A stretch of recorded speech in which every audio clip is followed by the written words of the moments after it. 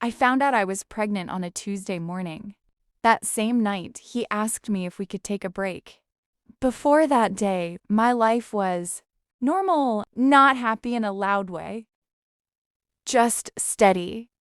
I worked an office job downtown, nothing impressive. Emails, meetings, a commute that took longer than it should have. I woke up at 6:30 every morning, hit snooze twice, made coffee that was never strong enough. He usually left before me. We'd exchange small talk in the kitchen. What are you doing after work? I don't know. You? Nothing felt broken. Nothing felt perfect either. That's what scares me most when I think back. I didn't miss my period at first. I wasn't tracking it closely. What I noticed was the exhaustion, the kind that sleep doesn't fix. I blamed work, then stress, then my diet. Some afternoons, I'd sit in my car after work for a few minutes before driving home, not crying, just sitting there, staring at the steering wheel. He noticed I was quieter. You okay? He asked one night, scrolling on his phone. Yeah, just tired. And that was the truth, or at least part of it. I bought the pregnancy test on my lunch break. Didn't tell anyone. I remember standing in the pharmacy aisle, staring up at the boxes like they were all written in another language. I picked the cheapest one. Didn't want to make it feel real yet. I took it the next morning, alone. I sat on the edge of the bathtub while it processed. My phone was face down on the counter. When the result appeared, I didn't gasp, didn't cry. I just stared at it and felt something heavy settle in my chest. I didn't tell him right away, not because I was hiding it, because I wanted the moment to feel right. I rehearsed different versions in my head. Casual, serious, lighthearted, but every time I opened my mouth, the words stayed stuck. That night, he came home later than usual. Long day, he said. I nodded. We ate dinner quietly. I watched him talk about his coworker's promotion. I wondered how long my life had already changed without him knowing. Over the next few days, I noticed small things. He stopped asking about my day. Not completely, just less. When I talked, he listened, but not fully, like his mind was somewhere else. At night, he turned his body slightly away from me in bed. Not dramatically, just enough to notice. I told myself I was imagining it. Hormones, stress. I didn't want to connect dots that weren't there. I finally told him on a Monday evening. We were in the kitchen. I remember because I was holding a mug that had a small chip on the rim. I took a test, I said. He didn't look up right away. Okay.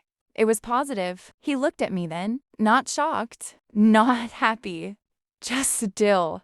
How sure are you? Pretty sure. He nodded slowly. Then he said, okay. That was it. No hug, no questions, no reaction I could read. We didn't talk much after that. He went to shower. I sat on the couch. I waited for him to come back and say something, anything. He didn't. That night, we went to bed without touching. The space between us felt larger than the bed itself. I stared at the ceiling and tried to convince myself this was normal, that people just needed time. The next day, he asked me if we could talk. Those words don't sound scary on their own, but I felt my stomach drop anyway. We sat at the small table by the window. He cleared his throat. I've been thinking, he said. I waited. I don't know if I'm ready for all of this.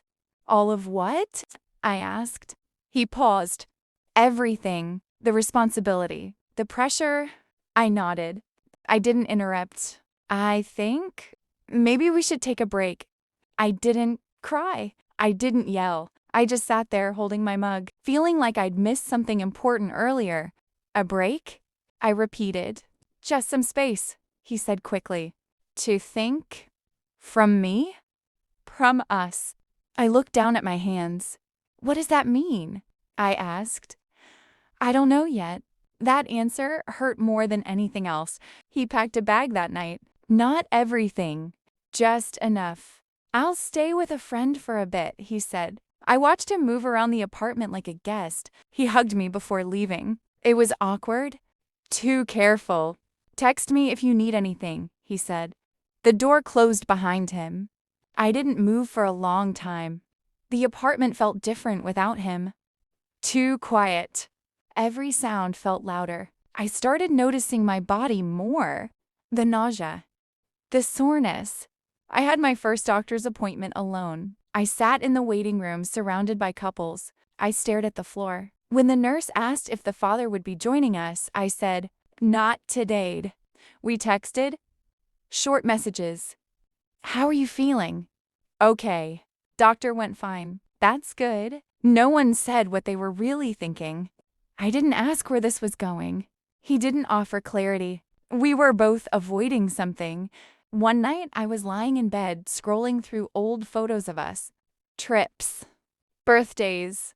Random selfies. I realized something quietly, without drama. He wasn't confused. He was pulling away. And he had probably started long before I got pregnant. That truth sat with me for a long time. I started making lists. Appointments. Expenses. Plans. Not because I felt strong, because I didn't feel like I had a choice. He said he needed time. I gave it to him. Weeks passed. We met for coffee one afternoon. He looked tired. Older somehow. We talked about small things. Work. Weather. He asked how I was feeling physically. I told him. He nodded. He didn't ask about the future. Neither did I. Eventually, the break just became reality. No official ending. No decision. Just distance that settled in. I stopped expecting messages. Stopped dwelling for clarity. I focused on getting through days. People like to talk about strength like it's loud. Mine wasn't. It was waking up and going to work. It was making dinner for one. It was showing up to appointments alone. Some days I felt okay. Some days I didn't. Both were normal. We talked one last time, weeks later. He said he still didn't know what he wanted.